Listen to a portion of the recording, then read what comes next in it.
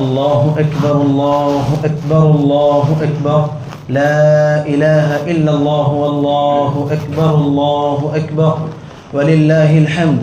الله أكبر كبيرا والحمد لله كثيرا وسبحان الله بكرة وأصيلا. الله أكبر الله أكبر الله أكبر لا إله إلا الله والله أكبر الله أكبر ولله الحمد.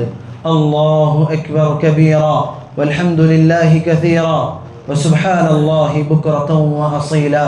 الله أكبر الله أكبر الله أكبر لا إله إلا الله والله أكبر الله أكبر ولله الحمد. الله أكبر كبيرا والحمد لله كثيرا وسبحان الله بكرة وأصيلا. الحمد لله نحمده ونستعينه ونستغفره ونعوذ بالله من شرور أنفسنا ومن سيئات أعمالنا.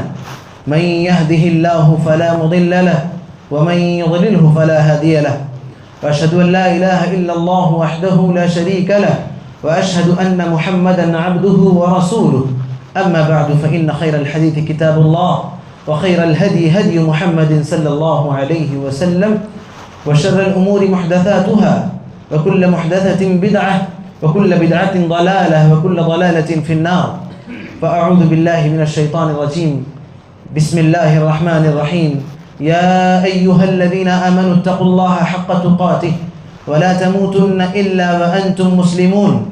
يا أيها الناس اتقوا ربكم الذي خلقكم من نفس واحدة وخلق منها زوجها وبث منهما رجالا كثيرا ونساء واتقوا الله الذي تساءلون به والأرحام إن الله كان عليكم رقيبا. يا أيها الذين آمنوا اتقوا الله وقولوا قولا سديدا يصلح لكم أعمالكم ويغفر لكم ذنوبكم ومن يطع الله ورسوله فقد فاز فوزا عظيما. الله أكبر الله أكبر الله أكبر لا إله إلا الله والله أكبر الله أكبر ولله الحمد. الله أكبر كبيرا والحمد لله كثيرا وسبحان الله بكرة وأصيلا. رب اشرح لي صدري ويسر لي أمري واحلل عقدة من لساني يفقه قولي. رب زدني علما. اللهم لا سهل إلا ما جعلته سهلا وأنت تجعل الحزن إذا شئت سهلا. الله أكبر الله أكبر الله أكبر لا إله إلا الله والله أكبر الله أكبر ولله الحمد. الله أكبر كبيرا والحمد لله كثيرا وسبحان الله بكرة وأصيلا. قال الله عز وجل في القرآن المجيد والفرقان الحميد. لن ينال الله لحومها ولا دماؤها ولكن يناله التقوى منكم. وقال الله عز وجل بسم الله الرحمن الرحيم. إنا أعطيناك الكوثر فصل لربك وانحر إن شانئك هو الأبتر. معزز و محترم مسلمان بھائیوں اور پردہ نشین ماؤں اور بہنوں، یقیناً یہ ہم سب کے لیے بے انتہا خوشی اور مسرت کا اور شادمانی کا موقع ہے. اللہ تبارک و تعالیٰ نے اپنے بندوں کو، اپنے ماننے والوں کو، مسلمانوں کو، ایمان والوں کو سال میں دو خوشی کے موقع دیے ہیں. ایک ہے عید الفطر اور ایک ہے عید الاضحیٰ. اللہ کے نبی صلی اللہ علیہ وسلم نے جب صحابہ کرام کو عید الاضحیٰ کے بارے میں تعلیم دی اور قربانی کا اہتمام کرنے کا حکم دیا تو صحابہ کرام رضوان اللہ علیہ مجمعین نے پوچھا اللہ کے رسول یہ کیا چیز ہے قربانی، یہ کیا چیز ہے عید الاضحیٰ، ہم کیوں کریں، کیا ہے اس کے پیچھے مقصد، کیا ہے اس کا بیک گراؤنڈ؟ تو اللہ کے نبی صلی اللہ علیہ وسلم نے ایک مختصر سے جملے میں اس کی وضاحت کر دی. فرمایا کہ سنت ابیکم ابراہیم، یہ تمہارے باپ ابراہیم علیہ السلام کی سنت ہے. ابراہیم علیہ السلام کی سنت وہ کیسے؟ اللہ رب العالمین کے بہت ہی خاص اور بہت ہی اسپیشل بندے جنہیں اللہ رب العالمین نے اپنا خلیل ہی بنایا تھا. مستقل خطبوں میں آپ سنتے آ رہے ہیں، میں تفصیل میں نہیں جانا چاہتا. اللہ تبارک و تعالیٰ نے ان کو حکم دیا خواب کے ذریعے سے کہ ان کا جو ننھا منا بچہ، کھیلتا اور دوڑتا ہوا بچہ، اللہ تعالیٰ نے حکم دیا کہ اس بچے کو ذبح کر دو. ابراہیم علیہ السلام نے اپنے بچے سے کہا، اپنے بیٹے سے کہا بیٹا میں نے خواب میں ایسا دیکھا. بیٹا بھی کیا خوب تھا، کہا کہ یا ابت افعل ما تؤمر. والد محترم، پیارے ابا جان، آپ کو جس بات کا حکم دیا جا رہا ہے آپ کر دیجیے، فکر مت کیجیے میری. اس قدر اطاعت گزار اور اس قدر فرما بردار اولاد اللہ تعالیٰ کے حکم کو پورا کرنے کے لیے ابراہیم علیہ السلام اپنے فرزند کو لے کر نکلے. ان کی بھی آنکھ میں پٹی باندھی اور اپنی بھی آنکھ میں پٹی باندھی تاکہ کہیں وہ باپ کی محبت یا بیٹے کی محبت غالب نہ آ جائے. تو دونوں نے اپنے آنکھوں میں پٹی باندھ لی. اس کے بعد جب بسم اللہ اللہ اکبر پڑھ کر قربانی شروع کی اور پٹی کھولی آنکھوں سے تو کیا دیکھتے ہیں؟ بیٹا تو بازو ٹھہر کر مسکرا رہا ہے اور جس کو انہوں نے ذبح کیا تھا وہ اللہ تعالیٰ کی جانب سے بھیجا ہوا مینڈا تھا، ایک بکرا جنہیں اللہ تعالیٰ کے حکم سے انہوں نے ذبح کیا تھا. تو یہ اتنی بڑی قربانی ہے. انہوں نے تو اپنے بیٹے کو ذبح کیا نا، یہ اور بات ہے کہ اللہ نے بیٹے کے ذریعے سے تمہیں کو بھیجا. تو اتنی بڑی قربانی ہے، اتنا بڑا امتحان. اللہ تعالیٰ کے اس امتحان میں وہ کامیاب ہوئے اور اللہ تعالیٰ نے انہیں اپنے خاص دربار میں انہیں شامل کر لیا. کیبنٹ کا ایک فرد بنا دیا ان کو اللہ تبارک و تعالیٰ نے، ابراہیم علیہ السلام. تو اسی سنت کو، اتنی بڑی سنت ہے وہ، اتنا بڑا طریقہ ہے وہ کہ اللہ تبارک و تعالیٰ نے تا قیامت اس سنت کو زندہ کر دیا اور لوگوں کو اس بات کا حکم دیا کہ تم ابراہیم علیہ السلام کے اس واقعے کے مطابق تم بھی ہر سال قربانی کرو. یہاں تک کہ اس قدر اس کی اہمیت ہے کہ اگر کوئی قربانی نہیں کرتا، اس کے پاس استطاعت ہے، مال ہے اس کے پاس، خود کے گھر میں رہتا ہے وہ اور ہر طرح کے اسباب ہیں اس کے پاس، کوئی مشکل نہیں ہے اس کے لیے، قربانی نہیں کرتا، جان بوجھ کر نہیں کرتا قربانی، ہوگا کوئی سبب، وہ اس کو اتنی اہمیت نہیں دیتا ہوگا یا کوئی اور بات ہوگی. گھر میں گھر والے کہتے ہوں گے کہ بھائی ہم سے نہیں ہوتا، ہم نہیں کر سکتے، یہ ساری ذمہ داریاں نہیں اٹھا سکتے، ہم کوئی کام نہیں کریں گے. عید کا دن ہے، ہمیں خوشیاں منانے دو سکون سے، ہمیں کام کرنے کے لیے تھکاؤ مت. ہوتا ہے نا بہت سارے گھروں میں اتنا زیادہ لاڈ پیار، بیوی کے غلام بن جاتے ہیں لوگ اور نتیجے میں ہر ان کی کہیں بھی بات کو پورا کرنے کی کوشش کرتے ہیں. نتیجہ کیا ہوا کہ قربانی اتنا بڑا حکم، انہوں نے قربانی کو انجام نہیں دیا، قربانی نہیں کیا. تو اللہ کے نبی صلی اللہ علیہ وسلم کیا کہتے ہیں؟ تم میں سے جو استطاعت کے باوجود بھی قربانی نہ کرے فلا یقربن مصلانا، ہماری عیدگاہوں کی اور نماز کی جگہوں کے قریب نہ آئے وہ لوگ. عید کی یہ جو نماز ہے دراصل یہ ہم مسلمانوں کا خوشیوں کے اظہار کا ایک طریقہ ہے. ہم بھی خوشیاں مناتے ہیں، ہم ناچ ڈانس نہیں کرتے، ہم گانے بجانے نہیں کرتے، ہم قوالیاں نہیں کرتے، ہم ڈھول تماشا نہیں کرتے، ہم شور شرابہ نہیں کرتے، ہم روڈوں کو جام نہیں کرتے، ہم دوسروں کی تکلیف کا سبب نہیں بنتے. ہم جب خوشیاں مناتے ہیں تو ہماری خوشیاں اس کائنات کی مثالی خوشیاں ہوتی ہیں. ہم جب خوشیاں مناتے ہیں تو ہماری خوشیاں ایسی ہوتی ہیں کہ دنیا دیکھتی رہ جائے. ہماری خوشیوں کا انداز ہی نرالا ہوتا ہے. ہم خوشیاں مناتے ہیں تو اس پروردگار کے حق میں تکبیریں پڑھتے ہیں، اس پروردگار کے لیے تسبیحیں پڑھتے ہیں، اس کے لیے نمازیں ادا کرتے ہیں، اس کا شکر ادا کرتے ہیں، اس پروردگار کے نام پر قربانیاں کرتے ہیں. اللہ کے نبی صلی اللہ علیہ وسلم نے یہی بات کہی ہے نا، من ذبح لغیر اللہ فقد اشرک. اللہ کے لیے ہم قربانیاں کرتے ہیں، اللہ کو ہم خوش کرنے کی کوشش کرتے ہیں. ہماری خوشیوں کا طریقہ یہ ہوتا ہے کہ ہم اپنی خوشیوں میں پروردگار کو شریک کرتے ہیں. ہم پروردگار کو بھولتے نہیں، ہم پروردگار کو ثانوی درجہ نہیں دیتے. ہمارے لیے خوشی کا سب سے بڑا سبب ہے پروردگار ہمارا ہم سے راضی ہو جائے. میرے دوستوں اور بھائیوں، جب ہم خوشی اتنے بڑے مقصد کے تحت مناتے ہیں اور ہماری خوشی منانے کا اتنا عظیم طریقہ ہوتا ہے تو بہت سے ایسے معاملات ہیں جہاں پر ہم پروردگار کی ناراضگی کا سبب بھی بن جاتے ہیں. اس عید کے موقع پر، اس خوشی کے موقع پر جہاں ہم قربانیاں کرتے ہیں، جہاں ہم عید کی نماز پڑھتے ہیں، جہاں ہم لوگوں سے گلے مل کر آپس میں ایک دوسرے کو خوشیاں بانٹتے ہیں، جہاں ہم ایک دوسرے کو مبارکبادیاں پیش کرتے ہیں، وہی ہم سے کچھ ایسی غفلتیں بھی ہو جاتی ہیں. میں ان پر بھی بات کروں گا، لیکن ان سے پہلے میں ایک تھوڑا سا اس سے پہلے میں تمہیدی بات کر دوں. اس عید کی مناسبت سے ہمیں جو تعلیمات دی گئی ہیں اس کے مطابق سب سے بڑا کام، سب سے بڑی ذمہ داری اور سب سے اہم کام تکبیرات کا اہتمام ہے. اسی لیے جب ہم اپنے گھروں سے عیدگاہ کی طرف آئیں یا اسی طریقے سے عیدگاہ سے گھروں کی طرف واپس لوٹیں تو راستے کو بدل کر جائیں. جس راستے سے ہم آئے ہیں اس راستے سے واپس نہ جائیں، دوسرے راستے سے جائیں. ہاں یہ اور بات ہے کہ دوسرا راستہ ہی نہ ہو تو اور بات ہے. اور جب ہم راستوں سے گزر رہے ہوں تو تکبیر کی آواز سے ہمارا راستہ گونج رہا ہو، ہمارا جلال، ہمارا رعب اور دبدبا غیروں کے دلوں میں بیٹھے، یہ کیفیت ہونی چاہیے۔ لیکن افسوس کا مقام یہ ہے کہ ہم جب تکبیر پڑھتے ہیں تو بالکل ایسا لگتا ہے کہ کہیں بازو والا سن نہ لے۔ کیوں نہ سنے بھائی؟ اس لیے کہ شاید کچھ غلطیاں نہ ہو جائیں، شاید کچھ مسٹیکس نہ ہو جائیں، پھر بازو والا جو ہم سن لے گا نا وہ ہمیں ٹوکے گا، وہ ہم سے کہے گا ایسا نہیں ایسا، تو ہماری خفت ہو جائے گی، ہماری انسلٹ ہو جائے گی۔ یہ سوچتے ہیں نہیں، ایسا نہیں ہونا چاہیے، پروردگار کی تکبیر ہم بلند آواز سے کرتے رہیں، اللہ اکبر بلند آواز سے پڑھیں، اللہ اکبر اللہ اکبر اللہ اکبر، لا الہ الا اللہ واللہ اکبر اللہ اکبر وللہ الحمد، اللہ اکبر کبیرا والحمد للہ کثیرا وسبحان اللہ بکرۃ واصیلا۔ اس تکبیر کو ہم فرض نمازوں کے بعد بھی پڑھنے کا اہتمام کریں۔ جب سے ہم ذی الحجہ کا چاند دیکھتے ہیں اس وقت سے لے کر 13 ذی الحجہ کی عصر تک ہم پابندی کے ساتھ، اہتمام کے ساتھ اس تکبیر کو پڑھنے کا اہتمام کریں۔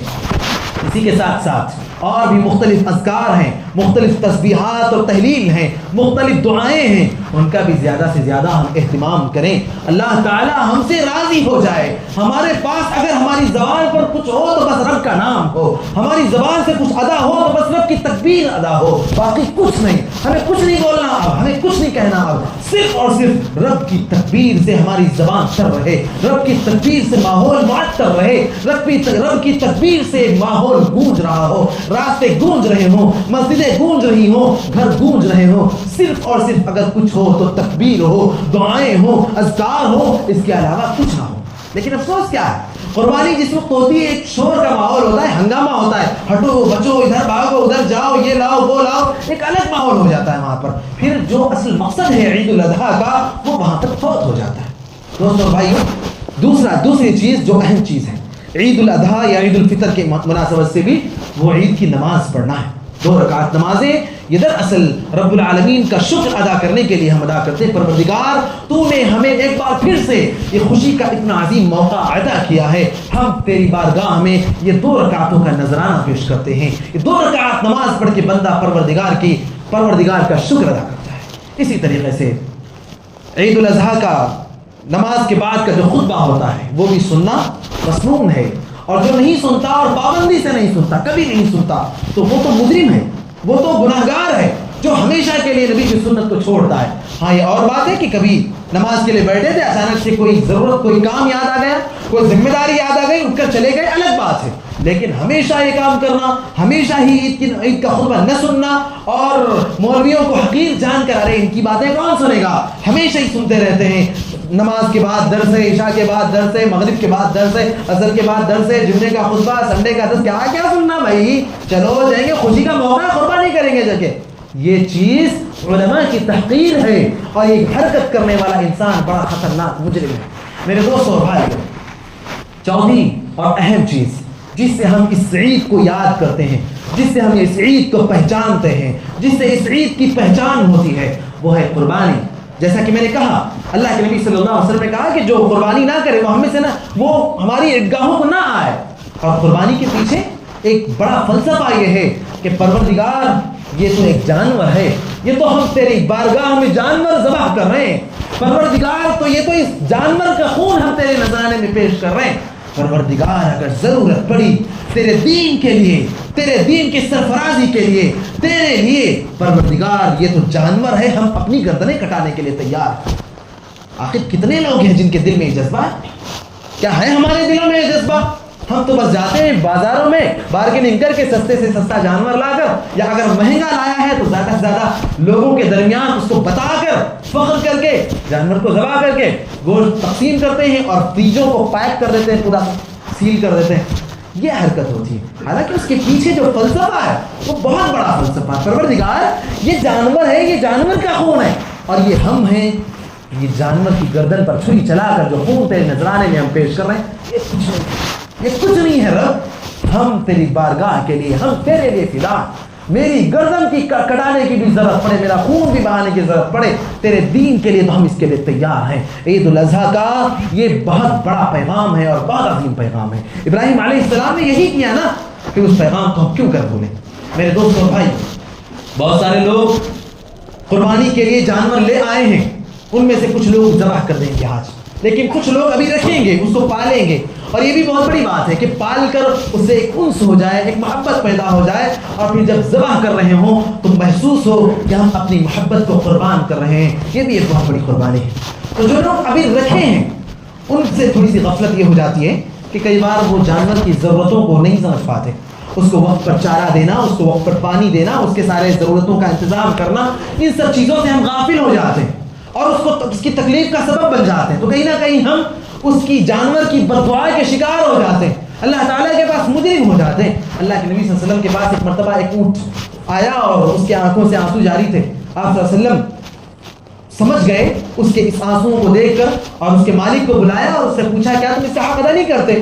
تو مطلب یہ کہ جانور بھی جب تکلیف میں ہوتے ہیں تو اپنے مالک کے لیے بد دعا بھی کرتے ہیں، اور جب خوش ہوتے ہیں تو وہ اپنے مالک کے لیے دعائیں بھی دیتے ہیں. قربانی کے جانور کی خدمت کرنا، اس کو پاک صاف رکھنا، اس کی ضرورتوں کا خیال کرنا، ہر اعتبار سے اس کو جو ہے فائدہ پہنچانا، اس کو خوش رکھنا، یہ ایک بہت بڑی ذمہ داری اور اخلاقی ذمہ داری ہے. اسی طریقے سے قربانی کے جانوروں کو جو لوگ ابھی رکھ رہے ہیں ان لوگوں کے لیے کہ ایسی جگہ پر رکھنا کہ کسی کو اسے تکلیف نہ ہو، نہ ہی ان کی آوازوں سے، نہ ہی راستے میں ایسی جگہ باندھے کہ آنے جانے والوں کو اسے تکلیف ہو، اور نہ ہی ان کی گندگی جو راستے میں ہوگی اس کی وجہ سے آنے جانے والوں کو تکلیف ہو. دین کا یہ بڑا فلسفہ ہے کہ دین میں کسی کو نقصان پہنچانا یا خود نقصان اٹھانا یہ جائز اور درست نہیں ہے. اللہ کے نبی صلی اللہ علیہ وسلم نے فرمایا لا ضرر ولا ضرار، نہ نقصان پہنچاؤ نہ نقصان خود کو اٹھاؤ. اسی طریقے سے ایک اور اہم بات، قربانی کے جانور اگر آپ کے پاس ہے، بھائی ہو سکتا ہے آپ نے لاکھوں میں خریدا ہوگا، بڑی اچھی بات، اللہ قبول کرے آپ سے، لیکن یہ اس کو ایک گلی سے دوسری گلی، ایک راستے سے دوسرا راستہ، ایک روڈ سے دوسری روڈ، ایک گھر سے دوسرے گھر، ایک جگہ سے دوسری جگہ لے کے پھرنے کا کیا مطلب ہے؟ کیا مقصد ہو سکتا ہے اس کا؟ تاکہ لوگ بار بار پوچھیں آپ سے ارے واہ بھائی بڑا اچھا جانور ہے، کتنے میں لیا، کہاں سے لیا؟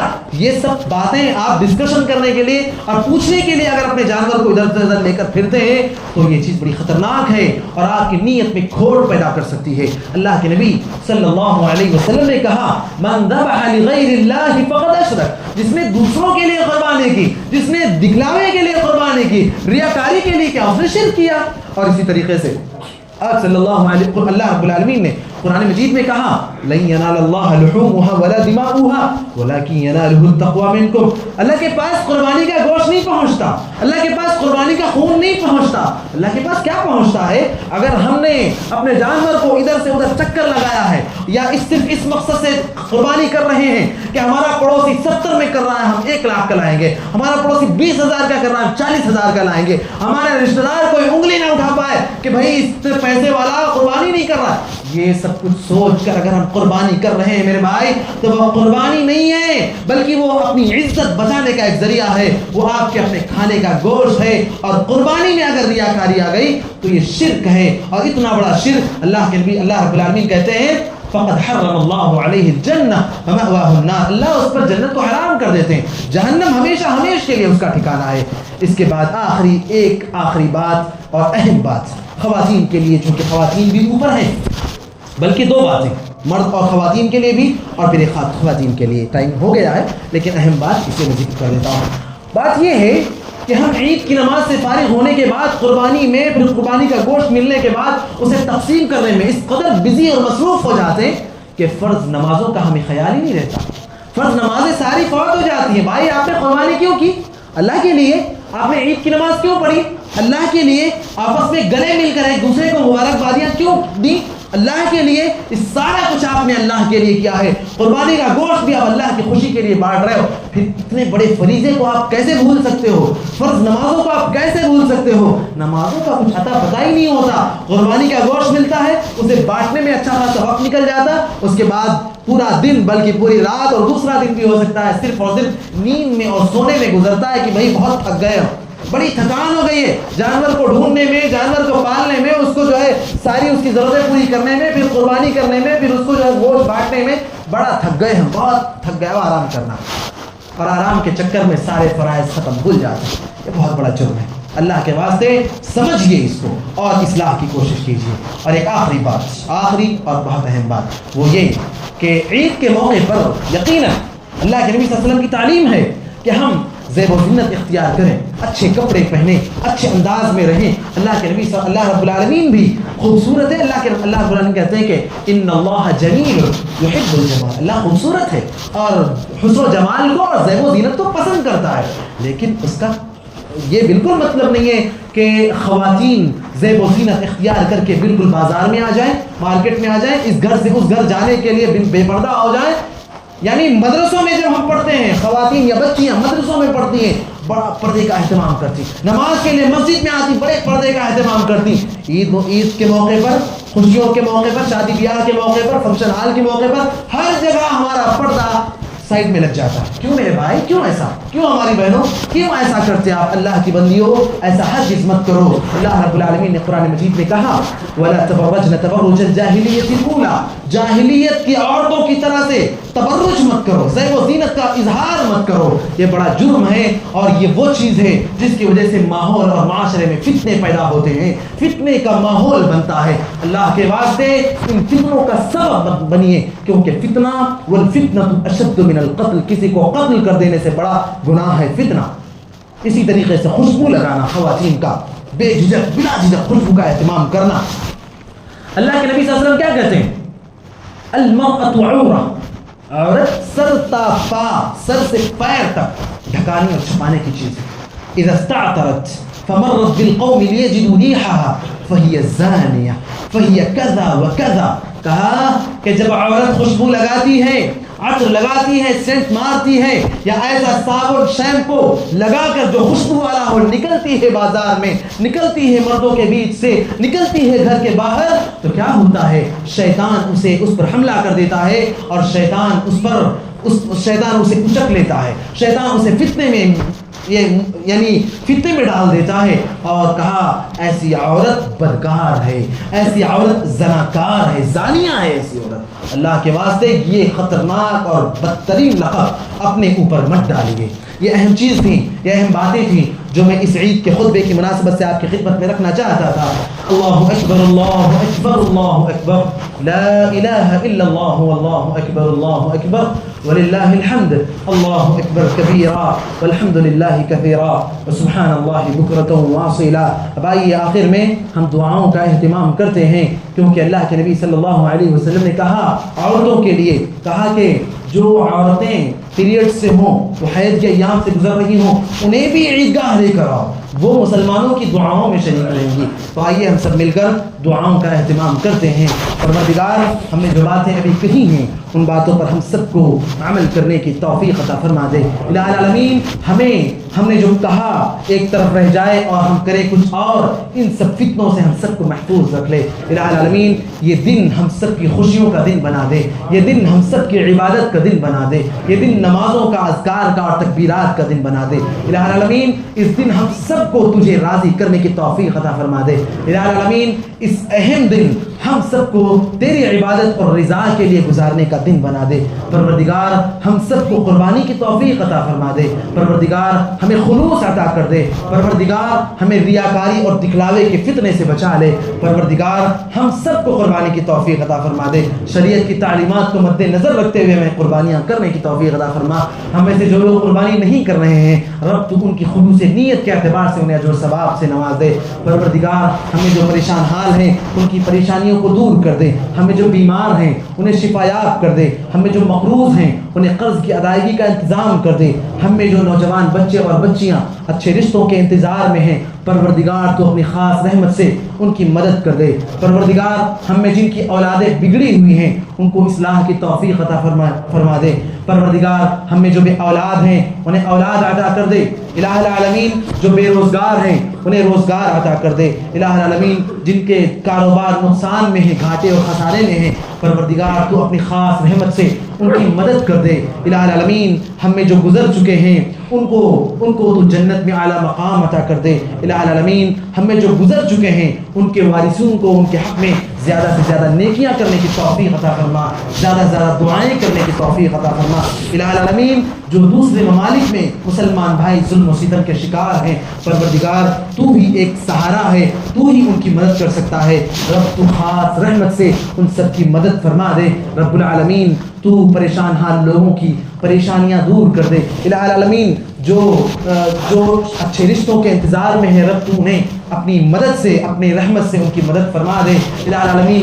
جو گھریلو جھگڑوں کے شکار ہیں، جو پریشانیوں کے شکار ہیں، رب تو ہی ان کی مدد کرنے والا ہے، تو ہی بے سہاروں کی مدد کرنے والا ہے، تو ہی غریبوں کی، بیواؤں کی، یتیموں کی اور مسکینوں کی مدد کرنے والا ہے، رب تو ہی ان کی مدد کر سکتا ہے۔ خاص رحمت سے تو ان سب کی مدد فرما دے، تو ان سب کی مشکلات کو دور کر دے، تو ان سب کے مسائل کو حل فرما دے، تو ان سب کی تکلیفوں کو دور کر دے پروردگار۔ تو ہم سب کے چہروں پر خوشیاں بکھیر دے پروردگار، تو ہمارے غموں کو دور کر دے، تو ہماری تکلیفوں کو دور کر دے، تو ہماری مصیبتوں کو دور کر دے۔ رب ہم سب تکلیف میں ہیں، رب ہم سب پریشان ہیں، آج ہم میں سے کوئی نہیں ہے جو کسی طرح کی پریشانی کا شکار نہ ہو، بس تیرا ہی سہارا ہے، تو ہی مدد کر سکتا ہے پروردگار۔ تو ہم سب کی مدد فرما دے، تو ہم سب کو صحیح اور اچھی توفیق دے دے رب۔ تو ہمیں زندگی صرف اور صرف تیرے رضا کے لیے گزارنے کی توفیق عطا فرما دے رب۔ تو ہمیں نمازوں میں، دعاؤں میں اور اذکار میں اپنی زندگیوں کو گزارنے کی توفیق عطا فرما دے پروردگار۔ تو ہماری دعاؤں کو قبولیت کا درجہ عطا فرما دے پروردگار۔ تو ہمیں ایسی دعاؤں سے محفوظ رکھ جو قابل قبول نہیں ہوتی الہ العالمین۔ تو ہمیں ایسی عبادتوں سے بچا لے جو تیرے نزدیک قبولیت کا درجہ عطا نہیں کر سکتی الہ العالمین۔ تو ایسی نیکیوں سے ہمیں محفوظ رکھ لے جنہیں تو قبول نہیں کرتا الہ العالمین۔ تو ہمیں پاکیزہ رزق کھانے کی توفیق عطا فرما دے الہ العالمین۔ تو ہمیں حرام رزق سے بچا لے۔ ربنا آتنا فی الدنیا حسنہ وفی الآخرة حسنة وقنا عذاب النار۔ ربنا ظلمنا انفسنا وإن لم تغفر لنا وترحمنا لنكونن من الخاسرين۔ ربنا ظلمنا أنفسنا وإن لم تغفر لنا وترحمنا لنكونن من الخاسرين۔ رب إني ظلمت نفسي فاغفر لي فإنه لا يغفر الذنوب إلا أنت۔ رب اغفر لي ذنبي فاغفر لي فإنه لا يغفر الذنوب إلا أنت۔ ربنا آتنا في الدنيا حسنة وفي الآخرة حسنة وقنا عذاب النار۔ ربنا ظلمنا أنفسنا وإن لم تغفر لنا وترحمنا لنكونن من الخاسرين۔ الله أكبر الله أكبر الله أكبر، لا إله إلا الله والله أكبر الله أكبر ولله الحمد۔ الله أكبر كبيرا والحمد لله كثيرا وسبحان الله بكرة وأصيلا۔ الله أكبر الله أكبر الله أكبر، لا إله إلا الله والله أكبر الله أكبر ولله الحمد۔ الله أكبر كبيرا والحمد لله كثيرا وسبحان الله بكرة